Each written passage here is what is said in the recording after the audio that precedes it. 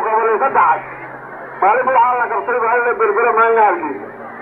لكن واحد يزور من خيرين يصدع لي الموت ما أنت بيشافه بريكوري يا يروح بلنا وأنه خلي قال لي مالين في داهي يعني تلك الخريمة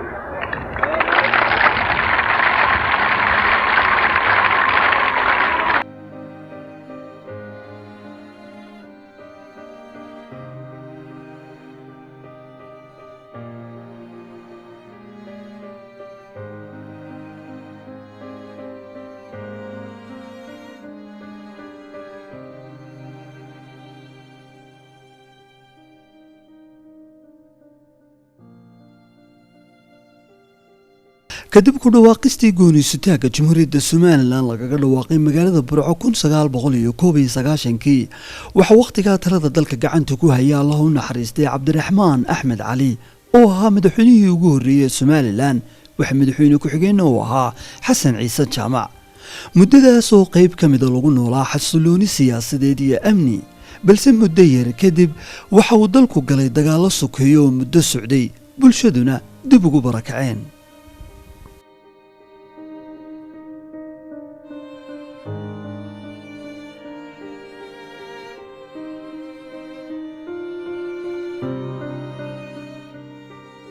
muuqaalada daawanaysaan waxay tilmaamayaan burburkii laxaadka lahaa ee dagaalada istaba joogga ahaa ay geysteen oo dhammaanba burburiyey kaabayaashii nololeed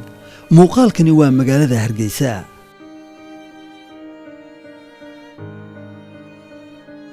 1993 ayaa loo dareeray shirkii Boorame iyadoo muhiimad weyn u lahaa dhismaha qaranka iyo taabagelinta haykalka dawladnimo waxa shirkaas loogu doortay madaxweyne Allah u naxariistay Maxamed Xaaji Ibraahim Cigaal iyo Cabdiraxmaan Cali Faarax oo noqday madaxweyne ku xigeen inkastoo duruuftii nololeed ee waqtigaas adkayd oo haba yaraatay aanay jirin ila dhaqaale iyo caawimo dibadeetoona madaxweyne Cigaal waxa uu dhabar adeegay isaga iyo madaxweyne ku xigeenkiisuba nabadeynta iyo walaalaynta beelaha wadadega ee dagaaladu kala fogeeyeen dhammaan gobolada Somaliland waxa laga dareemay nabadgelyo iyo xasilooni buura السلام عليكم ورحمة الله بسم الله الرحمن الرحيم بسم الله الحمد لله يتناول لله الصلاة والسلام markii lagu guuleystay xasilinta nabadgelyada dalka waxa la hindisay in haykalkii dawladnimo ay ugu horeyso in ciidamada dagaalada u kala fadhiya laga dhigo hubka oo la dhiso ciidan qaran oo midaysan marxaladda hubka dhigistu waxay ahayd marxaladdii ugu adkayd ee soo martay dalkan markii la dhisay qarannimada Somaliland ee curdanka ahayd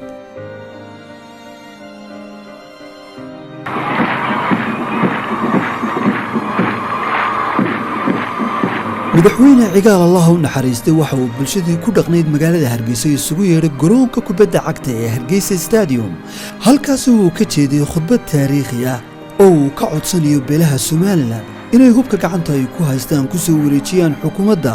si loo dhiso ciidan qaran oo laga baxo ciidan beeleedka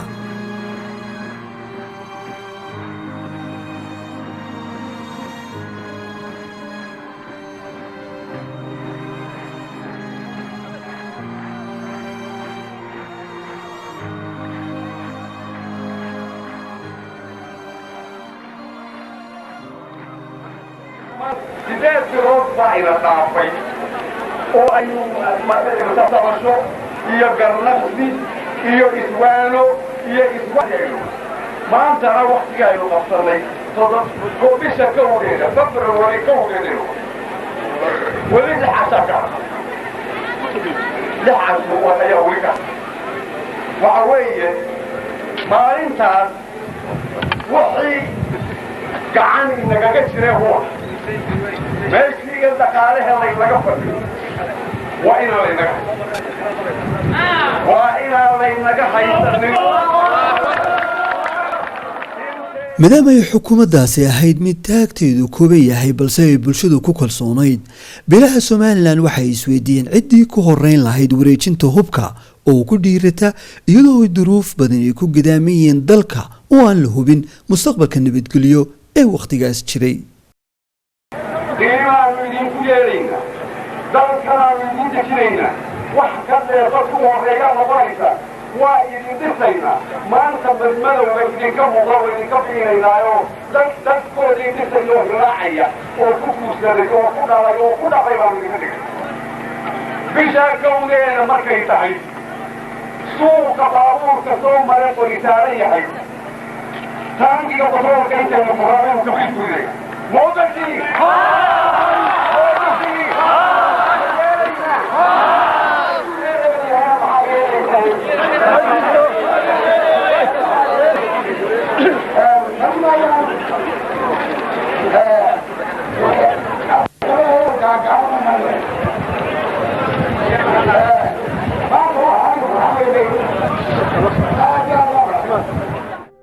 allah u naxariistay suldaan maxamed suldaan faarax ayaa maalintaas ugu ballanqaaday madaxweyne cigaal in beeshiisu noqon doonto beesha ugu horeysa ee soo wareejin doonto hubka iyo saanida militari ay gacanta ku haystaan.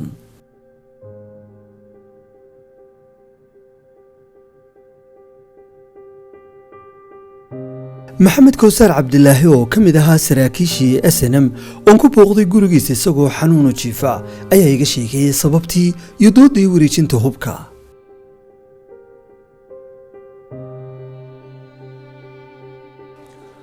arrintu waxay ahayd jabhad reer waliba uu leeyahay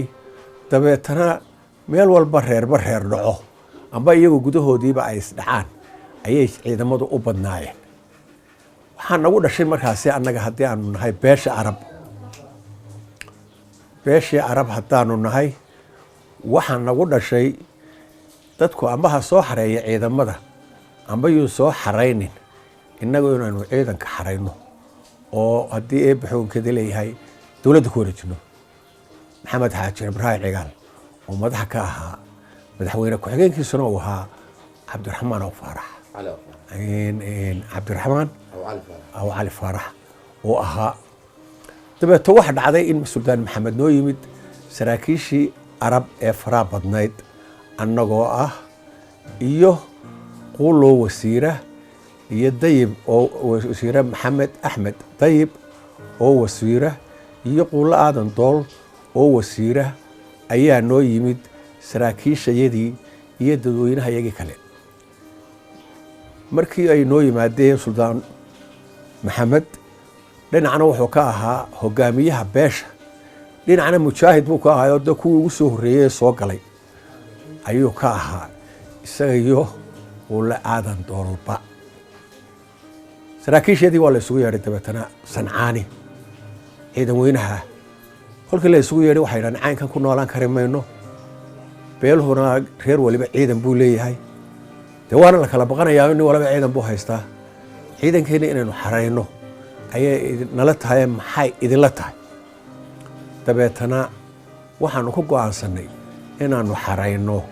ciidankii isagoo isku dhan oo aanaan cidna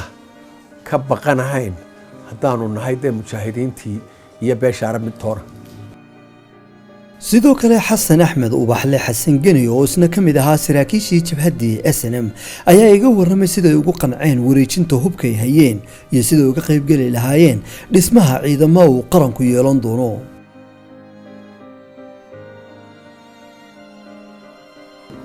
qayladhaan baa la jeediyey madaxdii markaa joogtay in cigaal hormuudka jeediyey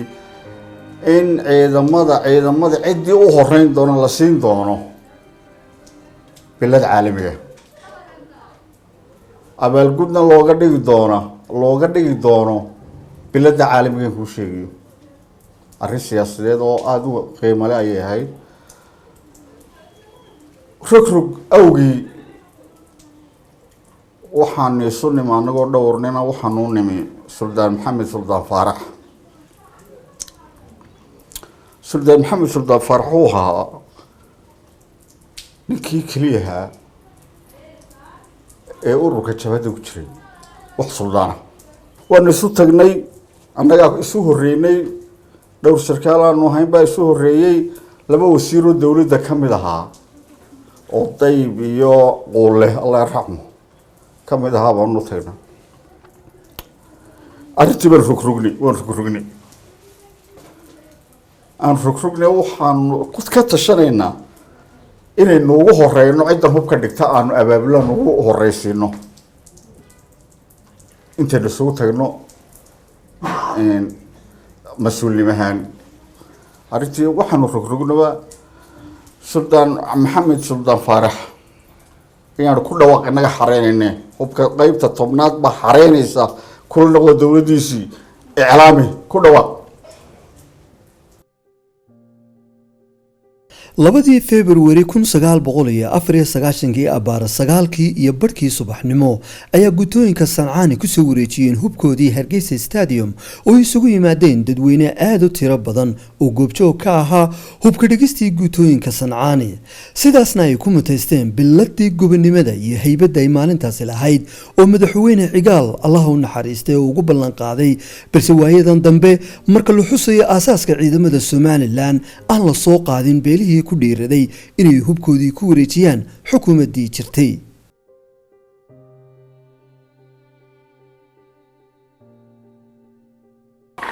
ciidamadii dalka soo xoreeyay hubkii ay cadowga qabsadeen ay muddo iyagu gacanta ku hayeen inay maanta ugu horraysa ay xafladda tan hubdhigidda ay ku wareejiso dowladda Soomaaliya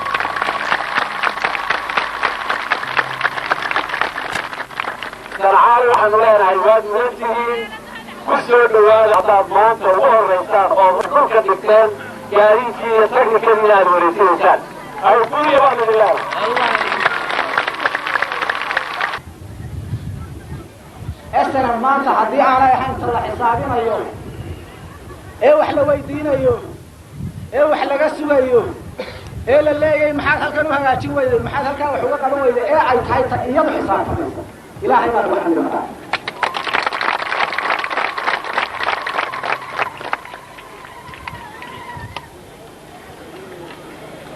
ragga SNM odayaasha SNM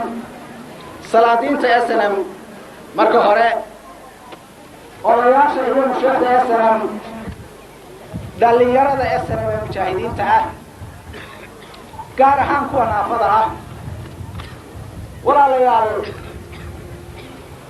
si gaaraan idinku guulaabinayaa inaad midnimada kow ka ahaataan ummadda inaad midnimada ka shaqaysaan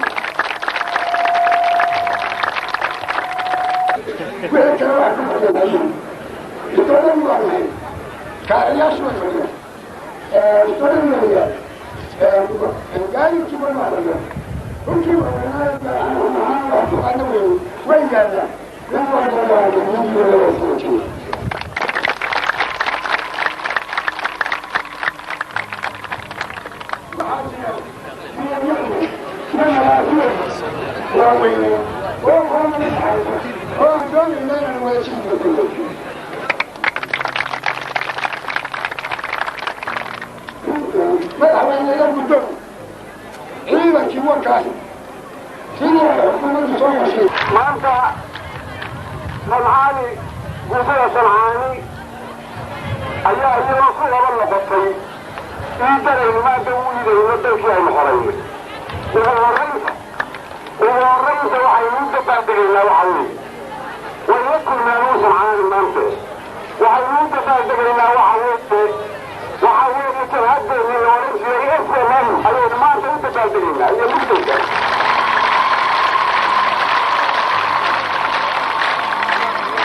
maanta